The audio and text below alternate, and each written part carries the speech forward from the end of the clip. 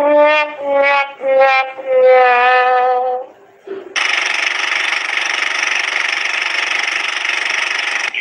once again po, welcome back po sa YouTube channel, Timbangan ng Pilipinas. At ang topic pa rin po natin ngayon ay tungkol pa rin po sa the 48 Laws of Power. So nasa law number 47 na po tayo.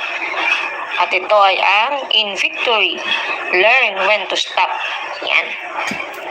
So basahin po natin guys. Ang sabi po dito, and the moment of victory is a moment of danger because you're tempted to press your luck. Don't let emotions push you past your goal. Stop. Consolidate your gains and prepare for new, different circumstances. Do not go past the mark you aim for. In victory, learn when to stop. So ito po yung principles of law number 47. Once you've achieved a victory, there's a great and dangerous temptation to continue pressing forward.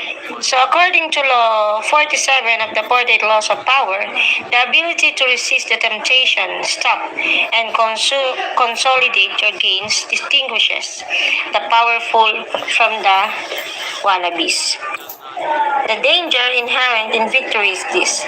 Up until the point of victory, you've relied on a strategy which has given you the ability to control what comes next. However, victory and the elation it generates undermine your control for two reasons. So ito po yung una, they motivate you to press forward beyond your strategy.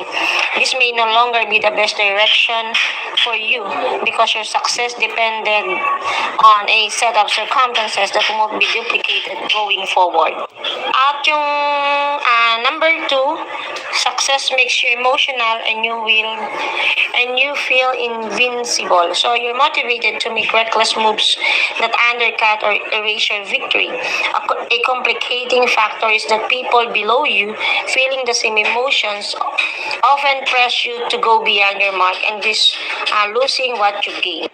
While victory is intoxicating, you need to be guided by reason, not emotion. In victory, learn when to stop. So, don't be deluded into believing your success was a result of your brilliance alone. Luck and one-time circumstances played a role, and they are ever-changing. So, your fortunes will turn. Your victory is the point at which to open your eyes and begin preparing. You need a new strategy that keeps you in control. So, putting Law 47 to work, here is an example of how to apply Law 47 of the 48 laws of power. In France, during the 1700s, being the king's mistress tended to be short-lived. As soon as she achieved the position, the mistress immediately began trying to extend her reign by escalating many of the tactics that got her there. For instance, ruthlessness, forward potential challengers, vindictiveness, manipulation, and scheming. So these tactics might work for a short time, but they created an eventual backlash and her undoing.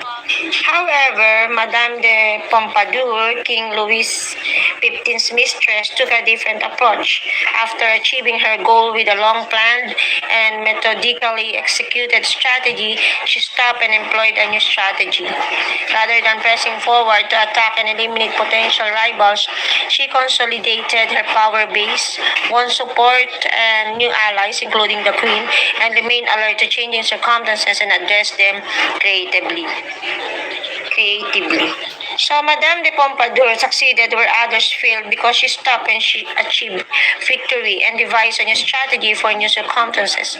She remained mistress for an unprecedented 20 years because she followed Law 47 of the 48 laws of power. In victory, learn when to stop. So, Law 47, do not go past the mark you aim for. In victory, learn when to stop. The moment of victory is often the moment of greatest peril. In the heat of victory, arrogance, and overconfidence can push you past the goal you had aimed for. And by going too far, you make more enemies than you defeat. So do not allow success to go to your head. There is no substitute for strategy and careful planning. Set a goal, and when you reach it, stop. So the lesson first here is there is nothing more intoxicating than victory and nothing more dangerous. In the realm of power, you must be guided by reason to let a momentary thrill, so an emotional victory influence or guide your moves will prove fatal. So, when you attain success, step back, be cautious. When you gain victory, understand the part played by the particular circumstances or situation. So, never simply repeat the same actions again and again.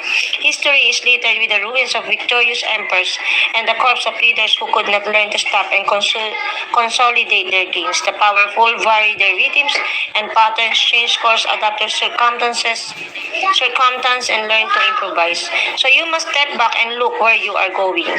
Control your emotions and come to a kind of mental heart when you have attained success. Steady yourself, give yourself the space to reflect on what has happened. Examine the role of circumstance and luck in your success. You have to be able to control yourself before you can control the others. Dangerous game. Success plays strange tricks on the mind. It makes you feel invulnerable while also making you more hostile and emotional when people challenge your power. It makes you less able to adapt to circumstances. You come to believe your character is more responsible for your success than your strategizing and planning. All good things must come to an end. You need to realize that your moment of triumph is also a moment when you have to rely on cunning and strategy all the more. Consolidating your power base, recognizing the role of luck and circumstance in your success, remaining vigilant against changes in your good fortune. It is the moment of victory when you need to play the courtier's game and pay more attention than ever to the laws of power. So ito nga po yung good luck versus bad luck. Good luck is more dangerous than bad luck, but bad luck teaches valuable lessons about patience, timing, and the need to be prepared for the worst. Good luck deludes you into the opposite lesson, making you think your brilliance will carry you through. Your fortune will inevitably turn, and when it does, you will be completely unprepared. So the good luck that elevates you or seals your success brings the moment for you to open your eyes. The wheel of fortune will hurtle you down as easily as up. If you prepare for the fall, it is less likely to ruin you when it happens. People who have a run of success can catch a kind of fever, and even when they themselves try to stay calm, the people below them often pressure them to go past their mark and into dangerous waters. So ito yung top 10 warnings ha. How to have a strategy for dealing with these people. Simply preaching moderation will make you look weak and small-minded. Seeming to fail to follow up on a victory can lessen your power. So, when you beat an enemy, make your victory complete. Crush him into non-existence. So, yan. In the moment of victory, you do not restrain yourself from crushing the enemy you have defeated, but rather from needlessly advancing against others. Be merciless with your enemy, but do not create new enemies by overreaching. There are some who become more cautious than ever after a victory, which they see as just giving them more possession to worry about and protect. Your caution after victory should never make you hesitate. Do not lose momentum, but rather act as a safeguard against rash action. Momentum as a phenomenon is greatly overrated. You create your own successes, and if they follow one upon the other, it is your own doing. Belief in momentum will only make you emotional, less prone to act strategically and more apt to repeat the same methods. Leave momentum for those who have nothing better to rely upon. So, hanggang dito lamang po guys, at sunod nating topic yung law number 48. So, last na po yun. At sa mga hindi pa po nakasubscribe, just click notification bell for more videos. Bye-bye po!